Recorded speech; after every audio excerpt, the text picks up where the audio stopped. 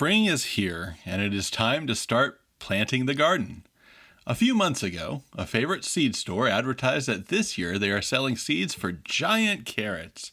These things can apparently get up to 3 feet long. What fun! So I bought the seeds. Of course, the problem with carrots that can get 3 feet long is that you need a place to grow carrots that are 3 feet long. While I like to think the soil in my garden is pretty good at this point, I certainly do not have 3 feet of loose, fertile soil. So that is the purpose of this project, to build a garden bed that can hold giant carrots and encourage them to grow.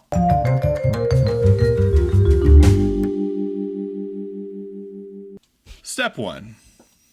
You first got to determine how big you want your raised bed.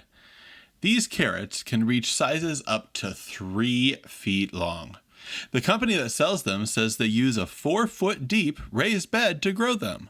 So if you're going for perfect, you probably should too. For my purposes, I did not want to fill a 4-foot deep raised bed, and I am more than excited if I can get a 2-foot long carrot. So I built a roughly 2.5-foot tall bed. If, however, you want to build an even bigger raised bed, you can follow the same steps here, but just increase the length of your corner posts and the number of boards on each side. Step 2. Source your wood. If you've not noticed, wood prices are out of control. A rapidly expanding housing market, home improvement projects, and limited supply of lumber have driven the price of wood way up. So rather than getting new wood from the store, consider getting old wood from somewhere else. I found a posting on Craigslist for old decking that someone was replacing and wanted to have hauled away.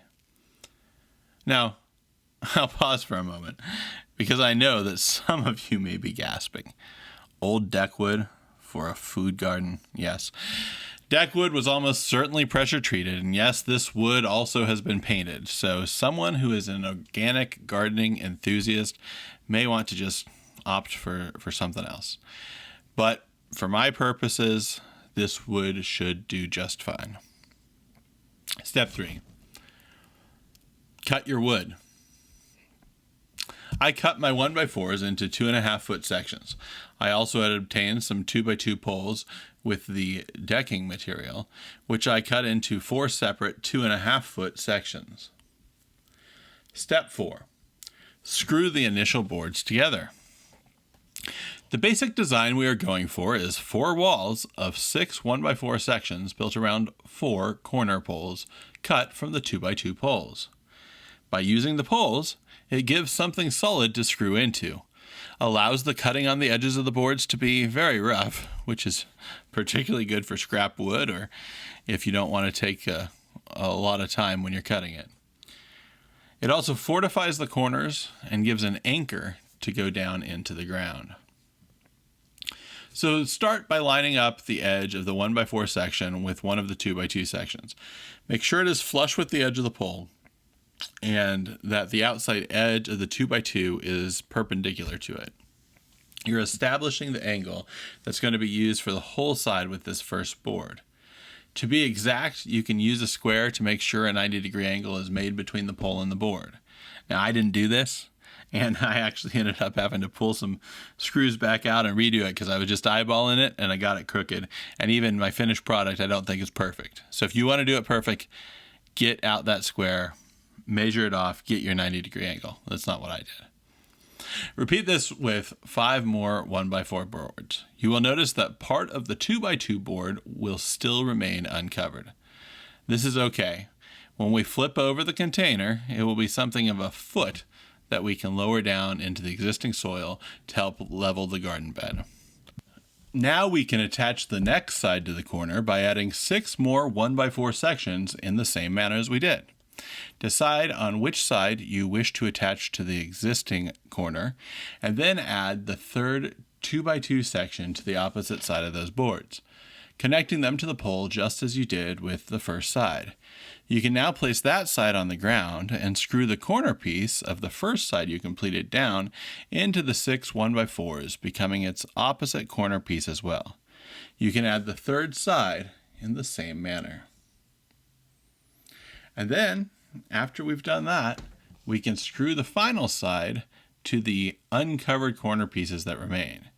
I recommend flipping the entire container onto its back, the completed side, to make this easier. Fill the raised bed with sand, coconut coir, and compost. To successfully grow giant carrots, one of the most important things is having loose, well-draining soil. Some giant carrot growers even grow in full sand and then water with nutrients. In our case, we also are going to be using a lot of sand.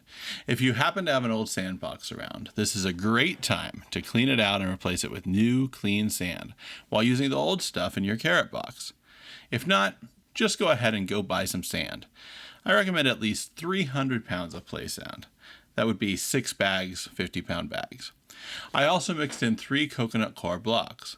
Coconut coir helps the soil to retain some moisture and is made from outside of coconuts. Many prefer coconut over peat moss as it is a more easily renewed resource. If you have not used coconut coir before, it frequently comes compacted and dehydrated in a hard block. You then add warm water and let it soak it up. And then eventually it becomes this nice, loose, rich consistency. Now, it did take a little bit longer than I expected, maybe as much as 30 minutes of sitting in the water to really get broken down into that full consistency, even though it starts breaking down right away. You can use a rake to help stir it in, and that speeds it along somewhat.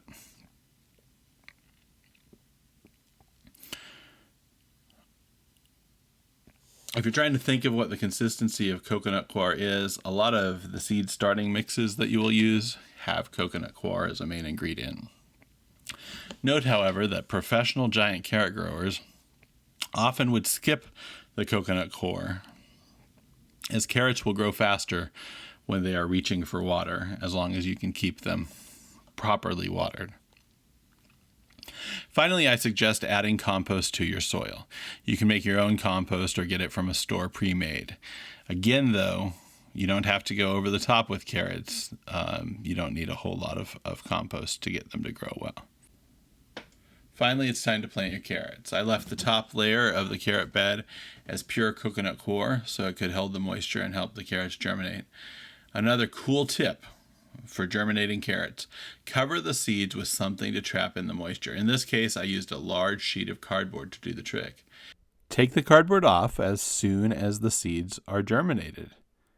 And there we have it, carrot seedlings. I hope you enjoyed this video.